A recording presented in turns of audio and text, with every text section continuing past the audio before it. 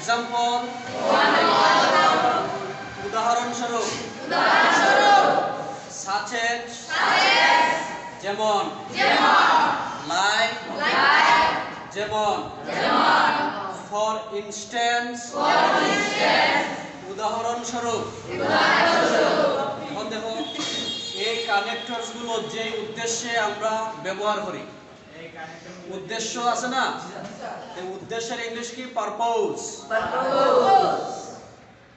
To give evidence, evidence অর্থ সাক্ষী, evidence অর্থ কি? আমরা যখন কোনো কিছুর সাক্ষী দেই। আর কি আছে? এক্সাম্পল। কিটা?